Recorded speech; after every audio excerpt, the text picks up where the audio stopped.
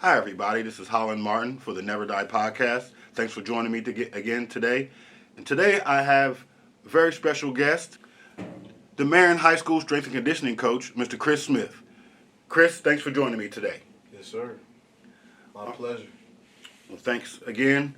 Now, you've been at Marion here for about the last year and a half or so, and I'm sure people have seen you, but not quite known who you are. But so could you give a brief intro of yourself? Yes, sir. So, from Indianapolis, Indiana, born and raised. Come from inner city. So, growing up, seeing a lot of different groups, just different classes. Growing up, played sports, and didn't live in the best area. So, again, broken homes, broken families, kids living with their grandparents, things of that nature. So some of my friends are raising themselves, or they would look to me and my family to as parents or a sense of guidance. Attended Arsenal Tech in high school for my first 3 years, and then after my 3 years of attending Arsenal Tech, my head coach ended up resigning, and he gave us the go and said that he think it would be a better opportunity for us to transfer schools simply because of all his connections and resources. He were taking them someplace else. So I ended up transferring to Pike High School, where I finished off my career. And funny story about this, I was supposed to go to Pike High School starting up my freshman year, but Coach Emil came in and wanted us to build up the program. As we know, 3 years, it takes 3 years, about 3 years to build up a program. Yes. So we were all in. I've been knowing Coach Emil since I was a youth league player. So building that relationship with him and knowing what he wanted to do in the inner city to prove that we had talent in the inner city and we can come and compete with all those different schools, township schools. I was all in. But again, like I said, he ended up resigning after my junior year. So I finished my senior year at Pike, was blessed to receive a football scholarship offer from USF. I had multiple scholarship offers. I actually had a scholarship offer from NIU, Northern Illinois University. But again, with the D1s, coaches are always in and out, leaving, things like that. Yes. So I felt that I could make an impact at USF, especially because it was a similar story to when I came into high school. They wanted to build. They wanted to bring a bunch of guys from the MIC, which is Center Grove, Carmel, Pike, Warren Central, Lawrence North, all those different type of schools. We had a lot of talent coming from the city, and they wanted to basically build a super team. Yes. So I was all in for that. And as I took on USF, my first year I redshirted because I am a first generation. So first generation, with that being the first generation, it's a lot of things that you learn along the way, especially being the first generation in sports. It's like eat or be ate. It's an eat or be ate world. So you got to be with it or die trying. That's basically what it is. So going into it, I'm learning a lot along the way. Didn't know much about having my transcripts sent in. So my freshman year, I redshirted. But the coaches didn't want me to leave because they thought I was going to leave, but not knowing me, like I was speaking earlier, I was on live, that whatever I start, whatever I commit, whatever I give my word to, I finish and I follow through with it. No matter what the adverse or challenge or uncomfortable situation may occur, I'm going to figure a way to maneuver through it and get through it. So my sophomore year, fought for a role, played a role, started a role, maintained a role. And then my next couple years, I was a role player as far as being a blocking back, being a guy short yardage back, and also them even sending me on routes because they see my ability. Like I said, college is a business. College sports is a business.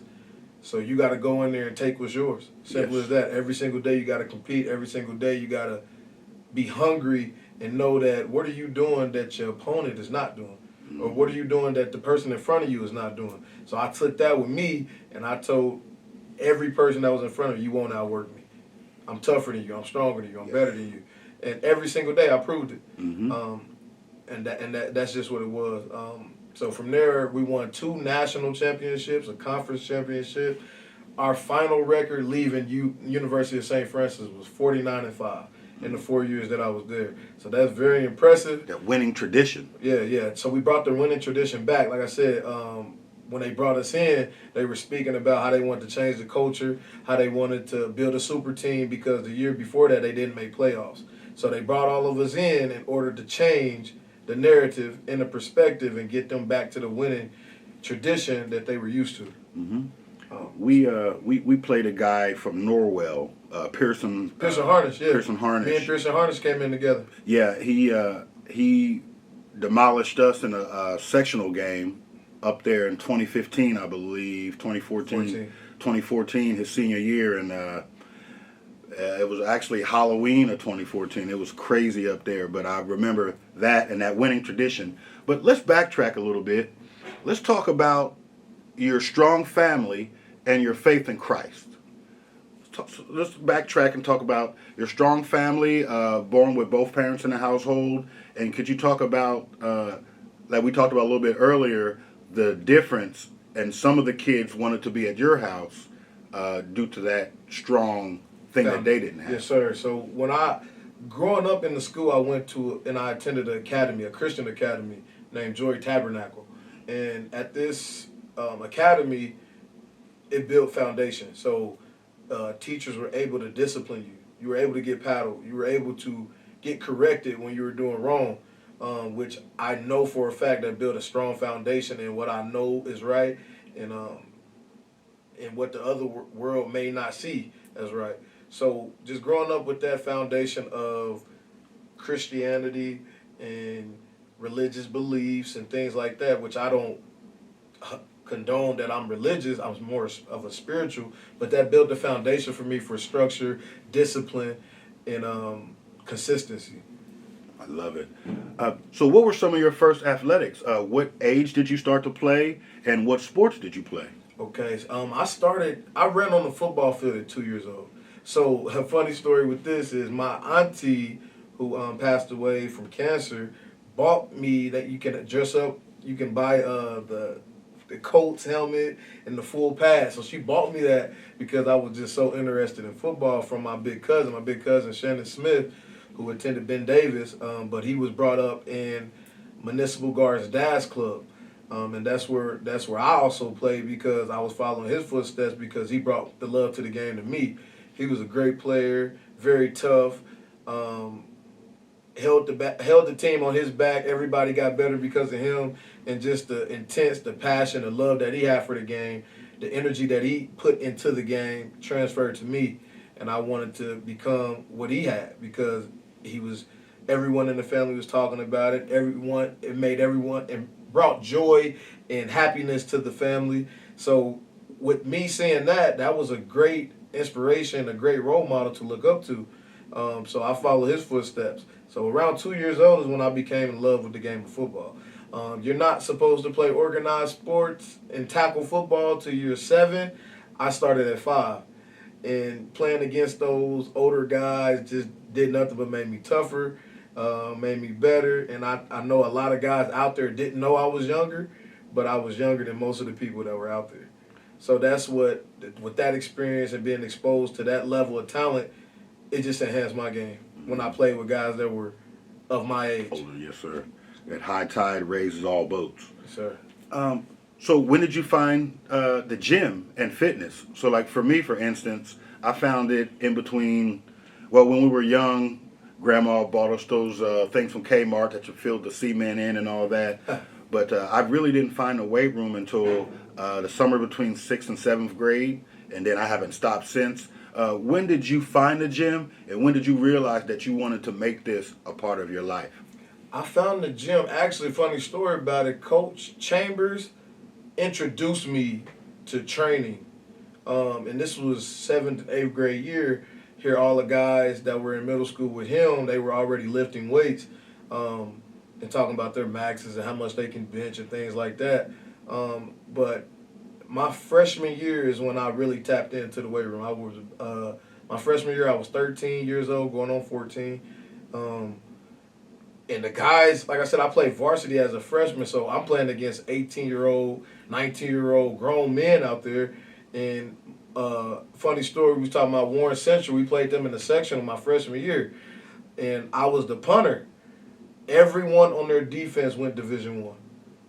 And I'm out there 13 years old, nervous. Like, you know what I mean? I was nervous, but I wasn't afraid to be like, hey, I'm coming out here to compete because they bleed just like me. They put my foundation growing up in sports, they put on their pads just like you put on their pads. Exactly. But I was like, nah, they put their pads on a little bit different because these are grown men. Some big you know boys what I mean? out Yeah, there. these grown men. Yes. And I'm just coming out of middle school. So just that toughness and being exposed to that level of talent just gave me hunger. It was like, hey, what are they doing? I got to do what they doing to get to their level. So I knew it was the weight room every single day. When I started off the weight room, my first max out ever was 175 pounds on bench. I back squatted 225 pounds, and I couldn't even power clean 135. So I think I power clean like 115 pounds. So I knew that I had a lot of work to do. Yes. So every single day after my freshman year, I found fitness. I found the weight room. I found how mentally challenging it was for me. I found how it was a stress relief. I found how it builds confidence, how it builds trust, how it shows you what you put into something, you get out of something. It showed me how to set goals. It showed me all these different things about togetherness. It showed me about how do you react and how do you think during adversity. So seeing all these things, all these great benefits that come from training and working out, yes, it's uncomfortable, yes, it's tough, but everything that has value is tough. So just with finding that, that's what brought me and made me fall in love with it, just seeing the benefits and the positive attributes that come from putting in work in the gym. So that's pretty much how I found it. Just seeing what these guys were able to do and me wanting to be in their role. So now I'm like, okay, I see what the blueprint is. Let me go put this work in. Okay, so with all that being said, can you talk about the challenges of city life? Kids are kids no matter what community, what city, but can you talk about some of the challenges of growing up in the inner city of Indianapolis? Being in Marion, living on the outside, we only get what we see during the news. But could you talk about the challenges of high school kids, the challenges of city life, trying to stay alive, trying to eat, trying to finish high school, different things of that nature? Yeah, like a lot of people don't really get it, but it's really like the trenches for real. And growing up, seeing the guys that I grew up with from elementary, middle school, high school, a lot of my friends were dead or in jail. And that's just really the reality of it. A lot of people don't talk about it, but just me, I always been a wise person. Like they always would say, like, "Oh, you've been here before," or "You this old guy," Yeah, or old soul, and things of that nature. But really, in all reality, I just was a wise person. I learned from other mistakes. I know that I'm special, but ain't nothing special about me. I can't change the game.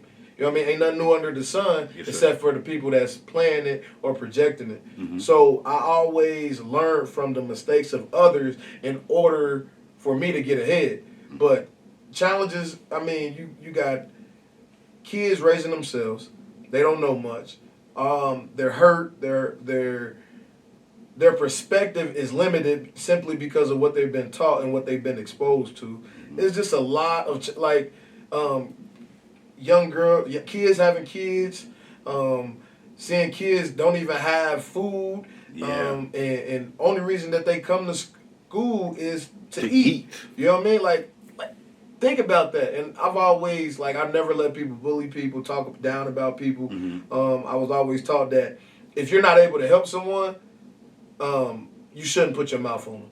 And not saying that I don't joke around with my friends or things like that, because I mean that's a sense of I have a sense of humor. But somebody's situation, I'm not joking about that. I don't even play like that. Yes. You know what I mean? I bullies, I'm the bully's bully. You know what I mean? Like that doesn't go on around me, and if it is around me, you probably need to stay away from me. But those was a lot of challenges, man. Just seeing real life and seeing how people started, seeing their foundation, what they had to work with, and where they ended up at. And it was really tough, but also that's why I was speaking. We were speaking so much about the Christ, the foundation of Christ, Yes. and having Him inside of you. Old peer pressure and all these false things that they try to make up. No, ain't no such thing as peer pressure. Mm-hmm. There's no such thing as that. It's that you wanted to do it. You had a thought about doing it, so you tried and you attempted. Did nobody make you do anything? You thought about it and you did it. So in that moment, like I've always learned, I've never lied to my parents. Mm-hmm. I don't even know how to lie. Like just being honest with you. You ask me, I'm going to be straight with you, Yep. whether it hurt your feelings or not. That's just how I was raised, and that was the foundation that I was bred into. Yes, sir. So those were the challenges, man. Like I said, poverty, not having money. Mm-hmm. People got to wear the same clothes over and over. People don't have stuff. Don't have money for shoes and keeping up with the latest fashion, because that's big in the city. Yes. Your shoes, your fashion, your style, things like that. Mm-hmm. I can remember when I was younger, I would give away some of my stuff and get in trouble by my parents. Like, what you doing? I'm like, if this is my friend and you tell me this is my friend, I love him. Mm-hmm. I want him to look fresh just like me. That benevolence. Yeah, you know what I mean? Like, that's just was always in my heart to do and always to give. So, yeah, definitely. I wouldn't say that they were challenges or anything like that, but I feel like they were experiences that I needed in order for my progress. Yes. And you finished high school, and like you said... Yeah, The thing about that, everyone on my street, everyone that lived on my street either dropped out or didn't finish, or later on finished when they were out of jail, finished with their GED, things like that, or finished through a program in the system. Mm-hmm. So that's what a lot of people don't know, because I don't project like that's cool to be like, but I just want to be that person that like, hey, I came from here, I was around it, but I made the opposite choice of what they made. Yes. All right. Now let's talk about anyone that knows you, Coach Chris. They always see those 3 words on your chest, PVO. It's on your truck. It is what people know you by. They may not know your name, but they know what those 3, they hear those 3 letters. Talk to us, to people that don't know about what PVO is. What is the genesis of it? What is the philosophy of it? And what are your tenets to teach other people about? Positive vibes only, PVO.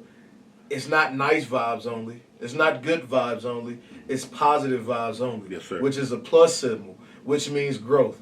You got me? So some of those situations, positive vibes only is leaving every situation, everything that you encounter better than you found it. Whatever it is, better than you found it. Mm-hmm. So would that be rough patches with that? Yes. Would there be things where people disagree with it because they're not used to the accountability? Yes. That's what positive vibes only is about growth. It's about getting people to see themselves in a positive manner, because society teaches us not to value ourselves. Society teaches us not to express ourselves, and that it's soft as a man to express yourself and you need to be quiet and just put your head down and work. No, that's not true, because we have, I ain't gonna say we got emotions, but we got emotions where we feel things, but we project it in a different manner. Mm-hmm. You got me? So positive vibes only is to leave every situation, every place that you encounter better than you found it. Yes. That's the foundation of PVO. I love that. And when did it go from the genesis of an idea to actual trademarking with apparel, with different things like that? 2019, during the pandemic. Okay. If you didn't have PVO in your mind during that pandemic, it was something going on with you. Because everybody needed that. That was the awakening of PVO, when everyone was going down and you had nothing to look at but yourself. You had to look inside and see all these different things. So that's when it really raised. So, like, I'm not a person to brag, but during those pandemic months, I was still training. I had an opportunity. I was blessed to still be able to train. And I was making $4,000 a week by serving people the right type of things and giving them the right guidance and giving them tools that was going to help benefit them in the long run. Pharmaceutical narcotics is a typical thing that goes on in our cities and in our culture, and we praise that. Which, like I said, Big Pharma is the same way. They doing it all day to us. It's a business. Yeah, they doing it all day to us. But I want to give people the things that God created the earth with. The natural way, the right way, the things that's going to help you live till you're 100. Yes, you got me? So that's where PVO also came in, just giving people the right knowledge, the truth. Now, guess what? I give you the truth. I can't force you to listen to the truth, but I gave you the truth. Now you can make a choice from there. You can so disseminate it, use it. Yes, sir. So that's the genesis of it. That's when it started, and that's when it developed. And it started off with it started off with wristbands. Okay. All right. It started off with wristbands. People would support, and I would post on my story every single day, just like I've been doing it since high school, since Snapchat was invented. Thank God for another day. I posted every single day. And then now when PVO came, hashtag PVO, or I would send out a message every day for those people who need it. So that's basically what it was, just serving, being a servant leader, and wanting to see the rise and progression of others. And that's awesome. Now there's also another thing is when you hear all hundreds, people's ears perk up, and anybody that's known you in Marion for the last year and a half understands what all hundreds means. Yes, could you tell people what is the beginning of that phrase? And for other people that don't know, it's all hundreds, no 50s or 20s, and it's got a life of its own. Could you talk about the people That's the mantra. That's the mantra, baby. That's the mantra. That's what we live by. That's what we express. That's what we all hundreds, no 50s or 20s. Coach Martin, when I go to the gas station, I'm paying in hundreds. Guess what I told him? You bet not check it because I'm paying in hundreds. I'm giving you everything I got. You got me? But no, that's a funny way of saying it, but all in all, it's just giving everything that you have in every situation. Again, leaving every place better than you found it, living with no regrets. All right? Because we all got a role. Just like I give this story and I talk about the sun provides energy to the plants, and then the plants, we eat the plants, so energy is provided to us from the sun, the plants, into our body, and also the animal's body. Yes. We provide the trees with oxygen, CO2 that comes from our body. So it's like we are receiving all of this great positive energy from the earth. What are we giving out? Yes, and that's how I kind of use that. But with all hundreds, no 50s or 20s just basically means empty in the tank, giving everything you got, every single opportunity that you get, not mistaking a habit for hard work, getting a new experience every single time that you encounter your situation. Now that is the perfect explanation of all hundreds, no 50s and 20s, and PVO. All right. Let's get into coaching. When did you get into coaching, and when did you link up with Coach Chambers to get your career started? Okay, in my perspective, I know that being a coach, you start that when you're playing. So I've always been that type of guy who paid attention to the smallest details, and I wanted everyone around me to be on the same page and be the best that they can be. My energy embraces you and forces you to be a better version of you when you don't feel like doing it. Because I'm that guy when you don't feel like doing it. When I don't feel like doing it, I do it like I love it. You know what I mean? So it ain't going to be no tired days. Ain't going to be no off days. Ain't going to be none of that. I'm showing up every day and I'm giving everything I got. And you going to do the same, or I'm going to punish you, or I'm going to outwork you, or I'm going to embarrass you. You know what I mean? Because that's just a part of the game. It's a part of the nature. I met Coach Chambers when I was 11 years old. He coached me when I was in middle school. And just the accountability, the toughness, the drive, the passion, the love of the game, like he projected that on to all of his players, and we always was together. Like I said, I didn't even play. Remember, I was a young guy, but I played. I could play for his youth travel team because he started off coaching youth ball. And then he came to the middle school. Then he advanced to the high school. So he started off in in the youth league. And he had me come from another league to play with his team when they would travel because I was young. I was a freshman in high school. I told you I was 13. But they league, I was able to still play in the league because I was young. So I would travel with them, and it was always nothing but love. He seen my potential. He seen how hungry, how driven, how motivated, how self-motivated I was. And it just was a bond, a connection. Like I said, I would never be in Marion, Indiana if it wasn't for Coach Chambers. My career started when I got out of college. So I seen, like I said, during the pandemic, during COVID, Coach Chambers was coming back to Tech. And I'm like, man, like this would be a beautiful thing to do because again, at that time, I was running PVO, I was training, I was doing my thing, I was serving, I was impacting a lot of people.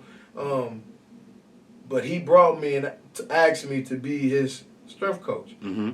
Like I just was going out there, just giving my time. I didn't ask for no time. I didn't ask for anything. He just came to me and was like, he wants me to run his strength program. Yes. And I could not knock that down to impact the youth because I knew what a coach did for me. Yes. And I was like, hey, I gotta pay it forward. I gotta pay it in full. This is reciprocity. If I took something from you, I gotta give it back to the people. Yes, sir. So that's how I got into it. More of a spiritual thing because I told you at the time I'm making $4,000 to $5,000 a week legally. Yes. You know what I mean? Serving, doing what I love. You know what I mean? Helping people, seeing the growth in people. To come, and that's why I always started. I didn't want to be in the school because I felt like that kind of closed me off. But being in the school has had a lot of benefits, was just seeing how I pour into these kids and how they really taking what I'm giving them and adding it to them to their lives. Yes, they really do love you, Coach. And like I said, even being here just a year and a half or so, you've changed the culture for the good, and it's pretty awesome.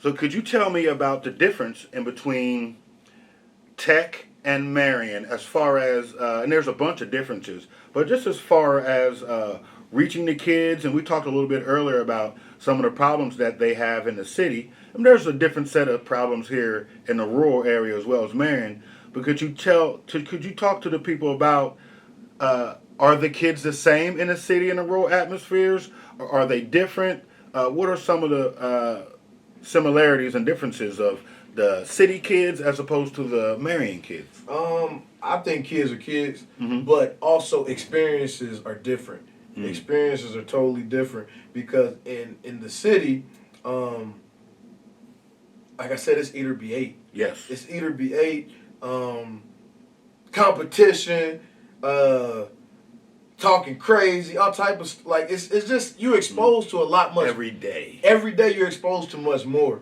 and these people are having like grown up problems, like real life grown up problems. Like this ain't just for play. This ain't something they sing on a rap song. Like they really they listening to the rap song because that's what they dealing with in the rap song. You see what I'm saying? Where it's the life kids, is like a movie. yeah, it's not a movie, but it's real. It's reality for them. Real life. And then people look at that and like, oh, that's so sad, but that's really what they live in, right? And I ain't saying that the rural area here they're not living that situation, but it's not as intense. Yes, you know what I mean. So the intensity from the kids in the city is a little bit different from the kids that's in the rural. But I love the rural area kids because they're smart. You know what I mean? They're going to question things. Sometimes they question things too much where it's like, hey, you trust me or not? I'm going to tell you what's right. Yes. But it's also good to keep you on your toes because they need to know you know what you're talking about. So I think kids are kids. The culture here is pretty much they know what I'm bringing. They know exactly how I'm coming. And I've held the expectation to them to reach a certain expectation, and they have capitalized on it. So I wouldn't say as much of a difference except for the experience and the intensity as far as the experience goes, because the experience is going to shape you into what you are and who you are. Yes, life experience and just kind of going through things on different time levels and schedules. Yes, sir. Let's talk about the culture of Marion. And we've reiterated a few times earlier in the interview about the culture change in Marion. And me being here since 1988, I've been here when we've won, I've been here when we lost, I've been here when we've reloaded and rebuilt, and I think we're in that realm right now. But could you talk about changing the culture, in a more positive manner? There was sometimes COVID right after, where things have been, not so great in this town. But could you talk about building the culture and maintaining the culture, not just building it, but implanting something in the kids so that they can take to their grades, graduation, college, and on to the real world? Yes, sir. So with building the culture here, it starts with the expectations. All right, when you build a culture, it starts with your expectations of the culture. So my expectation for them is to give all hundreds, have a positive attitude, and treat everyone as equal. Mm-hmm. All right, you have those three things in the culture. I'm gonna give you all the tools, and have an open mind to listen to what I'm saying. If you got any questions, ask me the questions. But I promise you, I have studied, I have done research, I have done surveys that this stuff is going to work for you. Mm-hmm. So when they come into the class, that class is such a beautiful class, man. Because again, everyone says that it's just, oh, this is weight training. But those kids know that it's much more than weight training. Yes. This is accountability. Life training. This is accountability. This is what is your relationship with adversity and challenges. Mm-hmm. This is who are you truly as a person. Mm-hmm. I give them an analogy and I say, if I squeeze this lemon, what's going to come out? Everybody be like, juice. I'll be like, nah, remember, when we're being successful, you have to be intentional with what you're asking. What's going to come out? Apple juice, orange juice? No, lemon juice going to come out. I said, so who are you when pressure is applied? What comes out? Complaining, blaming, making excuses. You see what I'm saying? Mm-hmm. So getting that side of your brain to shift into, come on, bring on the adversity, bring on the pressure. These are all the things that we are learning. How to goal set. You got what I'm saying? How to become thinkers. Yes, sir. You know what I'm saying? How to work together in teams. How to hold each other accountable. These are a lot of the lessons that you're learning in this class. How to come prepared with intent every single day. Mm-hmm. T-shirt, shorts, tennis shoes. If you don't have it, you already know what's going on. Yep. You know what I mean? So that's all these things that we are putting into the program, into the culture, into the class that, okay, I'm doing this and I'm pushing myself in the weight room mentally. I can do the same thing in the classroom. And this ain't going to do nothing but the classroom is going to become life. So now when the bills is due, oh yeah, I already had this pressure. This ain't nothing right now. You see what I'm saying? So that's the psychological, that's the mental aspect of the class and the culture building is just getting to the mindset, man. Discipline, dedication, consistency, persistence. Yes. Yes, sir. Resilience. Yes. All those different characteristics that we are incorporating into the student athlete. Mm-hmm. And that's what I love about you is from day one, you and I have been in lockstep. You know, I'm a gym rat. You're a gym rat. You know, I'm a young soul. That's an old man. You're an old soul. That's a young man. So we meet together. And I just want to tell the world, you know, how much I love you and everything. And just 1 year in, let's talk about the culture change in Marion. What you've seen and what is the possibilities of some of the kids here that may need that extra guidance that they haven't been getting. Yes, sir. So when building a culture, my plan when I came here was to make these kids tougher, make these kids accountable, make these kids understand what working in a team is like, making these kids understand what structure is, making these kids understand what accountability is, making these kids understand what setting goals is, delayed gratification. I put in work here, and this is the result that I get at the end. So that's, again, with building a culture, starting with building a culture, it starts with the expectations. So again, my expectations of the kids are high. And I'm going to hold them to a high standard because I know that they can reach it if they're held to a high standard. So with building the culture here, again, that class of strength and conditioning is not just a weightlifting class. Oh, this is weight training. No, those kids know that when you come in there, it's going to be like a practice. It's going to be accountability. It's going to be, did you come prepared today? Did you wear your T-shirt, shorts, tennis shoes? Did you come in ready with an intent to get better? Did you hold your classmates accountable? Did you see somebody in the hallway out skipping that was taking a day off that they going to be standing beside you when it's time to compete? You're only good as your weakest link. Yeah, I need you in class with me. Yes, sir. So again, like all of those expectations of the kids, they know exactly what they're going to get from me, and they come in, perform, and they're seeking and seeing the results of the work that they're putting in. Yep. If you are accountable, you will see the fruits of that labor pay off. That's it. Yes, sir. So, like we talked about a little earlier, about a year and a half in, what are your thoughts of this area? What do you see that could be better? And what are some of the things that you think could be altered after about a year in? So the expectation. like I said, it's very intelligent people in this community, but the toughness is not there. It can be there, and that's what I'm here to do. Yes, sir. But you got to allow it to be that. Mm-hmm. So with me moving forward in the Marion community, just exposing them to greater, having them see like these kids are your same age. Like I said in the class, Mm-hmm. I have a chart that expresses that what kids around the whole world is doing, Mm-hmm. and I'm like, these kids are your age, these kids are your body weight, these kids are in a similar situations as you. This is what they're doing. Can you do what they're doing, or are they better than you? And when you put people in situations like that, Mm-hmm. guess what you're gonna do? You either gonna step up to the plate or you're gonna bag back. Yes. And most of these kids are hungry, they're competitive, and they're going to step up to the plate. And that's what they've been doing. So, again, I need that support from everyone in the school. It has to be, it can't just be me. It has to be everyone holding them to that expectation. Because, again, kids are sponges. Kids Yes. are very special. And if you pour the right things into them, they take over a whole nation. Yes, yes, and honestly, in today's society, we're seeing things on, war, famine, and immigration, and this, that, and the other crazy stuff going on in Hollywood. The kids are so susceptible to so many things Sure. that could destroy them. One false, mistake Yes, sir. could ruin their life. Yeah. So I think we're in a vital portion of American society and the worldly society now, to where if we don't teach those kids, and if we don't, you know what I mean, Yeah. teach them lessons and of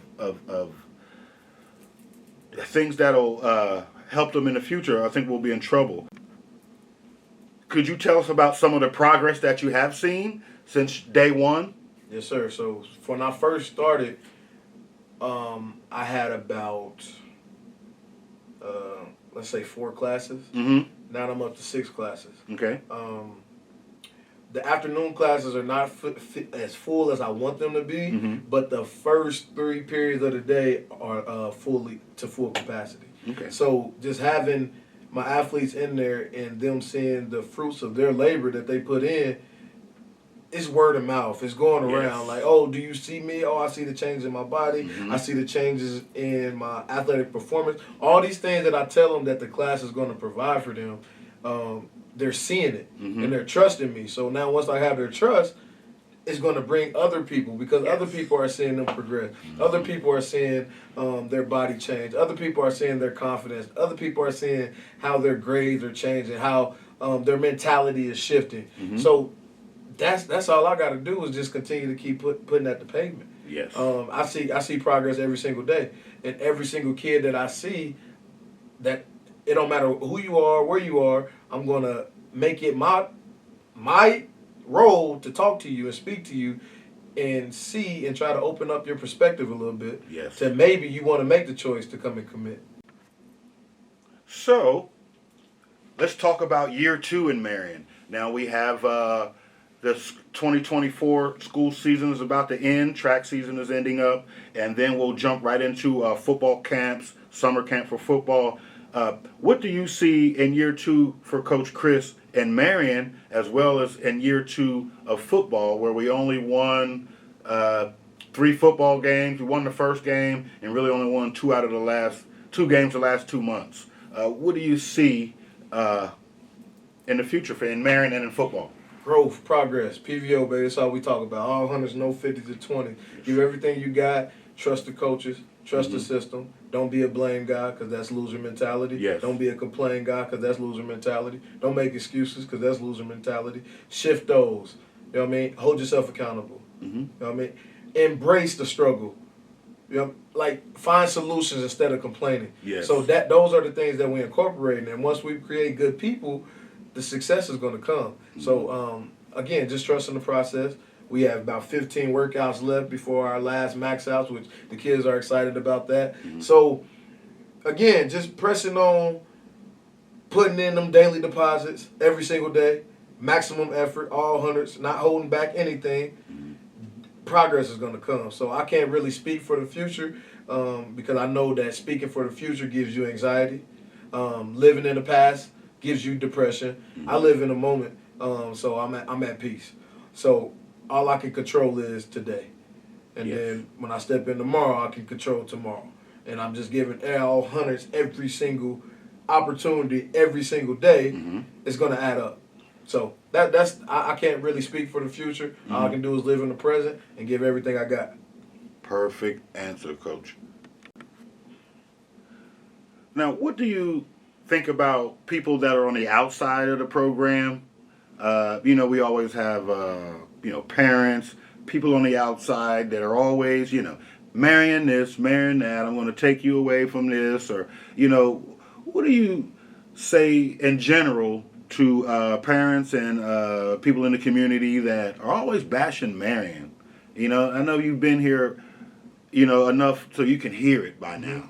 You are what you think. You are what you say to yourself. You become your thoughts. You become whatever you're speaking. Whatever you're speaking into the world becomes true. So if you're speaking those things, I would challenge you to reverse that and speak something positive. Mm-hmm. Speak something positive to the kids. But I really don't get into that because I'm paying attention to, again, adding value to what I'm able to add value to. Yes. If you want to add value to that, great. But my challenge to those people who are speaking like that is just think about if someone was speaking like that to you in your life. Mm-hmm. How would that feel? How would that sound? Would you be in the place that you are today if someone could tell you to speak the way that you speak? You know what I mean? So hold yourself, again, that's for everyone going around. Hold yourself accountable. We all got to be on the same page. And if it's not for the kids, if it's not benefiting the kids, what are we speaking it for? Yes, I totally agree. Got you. Okay. All right. So, Coach, what are your immediate goals and what are some of your long-term goals in Marion at Marion High School? My immediate goals is to give all hundreds. My future goals is to give all hundreds. That's all I got for you. And again, like I said, I don't put a limit on anything. Mm-hmm. Limits are meant to be broken. Yes, sir. So if I give everything I got, what comes from that comes from that. You got me? So that's really what my goal is, to give everything I got, and that's going to open the next door. We're just going to open the next door. We're just going to open the next door. And like I said, it's not about me. It's about impacting the community and getting these people to see their true potential. Mm-hmm. Though that's why I do what I do. And you know what? I think we'll wrap it on that, folks. I mean, it can't be any more clear than that. We'd like to thank Coach Chris Smith, strength and conditioning coach for Marion High School, for visiting us today on the Never Die podcast. You will definitely see him around. If you see his apparel, PVO, be sure to patronize any of his shirts, shorts, coats, any of that. And once again, we are proud to have you on the show today, Coach. Yes, sir. They said, listen, it's a lonely road when you chosen. Never wait to be given roses. Go your own. Stay focused. Your time is approaching. Don't get distracted by the noise. Live life in the moment. I'm going to just leave it like that, baby. PVO, baby. All hundreds, no 50s or 20s. If you ain't with it, get with it. If you thinking about getting with it, you already made the choice to come with it. Let's do it. There you have it, folks. Thank you, Coach, for joining us, and we will definitely have you on during the season in the summer. Yes, sir. Thanks for having me. Thank you.